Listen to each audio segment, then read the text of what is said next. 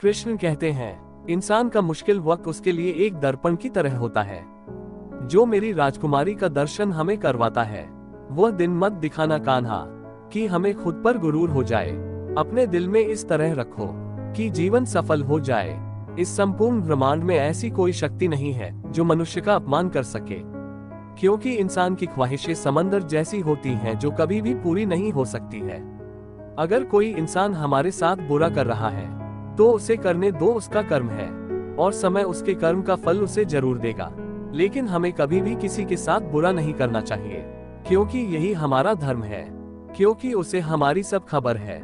जो हुआ वह अच्छा हुआ, जो हो रहा है वह अच्छा हो रहा है, जो होगा वह भी अच्छा ही होगा।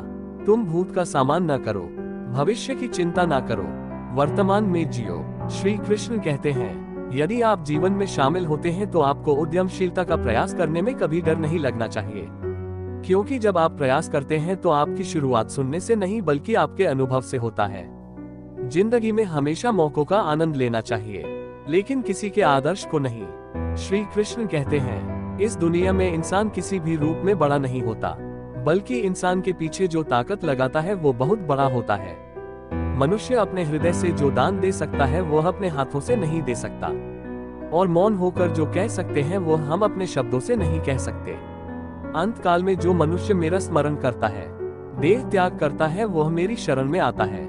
इसलिए मनुष्य को अंत काल में मेरा स्मरण करना चाहिए।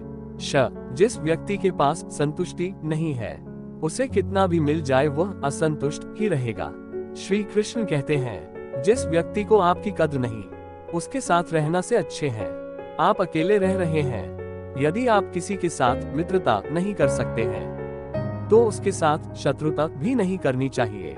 जब तुम्हारे जीवन के चारों ओर निराशा और विनाश हो, जब दुखों ने तुम्हें हर जगह से घेर लिया गया हो, तब आप सात्विक मन से कृष्ण जी के नाम का दीपक जलाना और अपना सब हाल श्री कृष्ण को सुनाना। श्री कृष्ण स्वयं आपके सब दुख हरने आएंगे।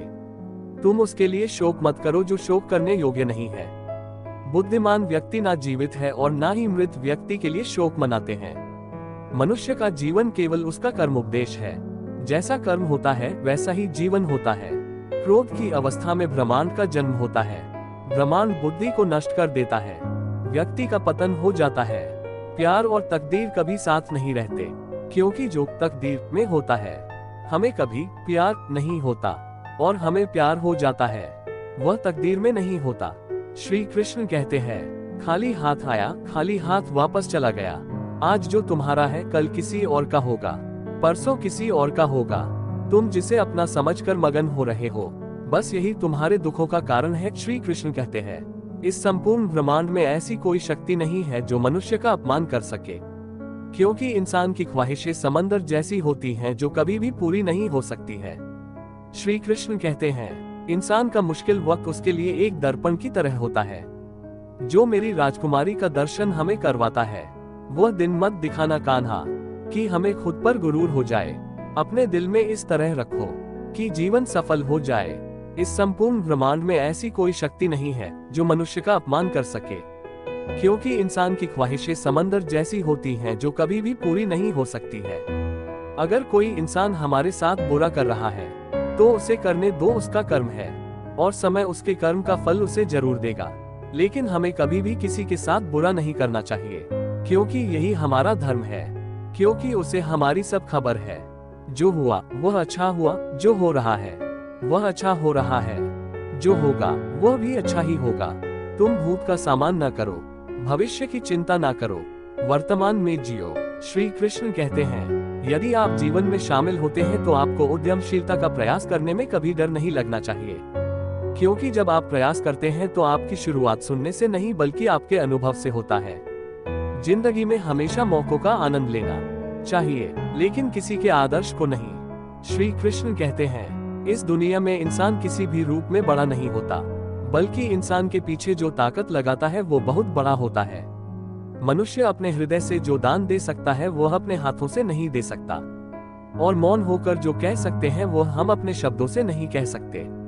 अंत काल में जो मनुष्य मेरा स्मरण करता है, देह त्याग करता है, वह मेरी शरण में आता है। इसलिए मनुष्य को अंत काल में मेरा स्मरण करना चाहिए।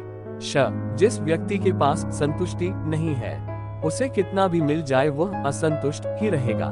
श्री कृष्ण कहते हैं, जिस व्यक्ति को आपकी कद्र नहीं, उसके साथ रहना से अच्छे हैं आप अकेले रह रहे हैं। यदि आप किसी के साथ मित्रता नहीं कर सकते हैं तो उसके साथ शत्रुता भी नहीं करनी चाहिए। जब तुम्हारे जीवन के चारों ओर निराशा और विनाश हो, जब दुखों ने तुम्हें हर जगह से घेर लिया गया हो, तब आप सात्विक मन से कृष्ण जी के नाम का दीपक जलाना और अपना सब हाल श्री कृष्ण को सुनाना। श्री कृष्ण स्वयं आपके सब दुख हरने आएंगे। तुम उसके लिए शोक मत करो जो शोक करने योग्य नहीं है। बुद्धिमान व्यक्ति ना जीवित है और ना ही मृत व्यक्ति के लिए शोक मनाते हैं। मनुष्य का जीवन केवल उसका कर्मोपदेश है। जैसा कर्म होता है वैसा ही जीवन होता है। क्रोध की अवस्था में ब्रह्मांड का जन्म होता है। ब्रह्मांड बुद्धि को नष्ट कर देता है, व्यक्ति का पतन हो जाता है। प्यार और तकदीर कभी साथ नहीं रहते, क्योंकि जो तकदीर में होता है हमें कभी प्यार नहीं होता, और हमें प्यार हो जाता है वह तकदीर में नहीं होता। श्री कृष्ण कहते हैं, खाली हाथ आया खाली हाथ वापस चला गया। आज जो तुम्हारा है कल किसी और का होगा, परसों किसी और का होगा। तुम जिसे अपना समझकर मगन हो रहे हो, बस यही तुम्हारे दुखों का कारण है। श्री कृष्ण कहते हैं, इस संपूर्ण ब्रह्मांड में ऐसी कोई शक्ति नहीं है जो मनुष्य का अपमान कर सके, क्योंकि इंसान की ख्वाहिशें समंदर जैसी होती हैं जो कभी भी पूरी नहीं हो सकती है।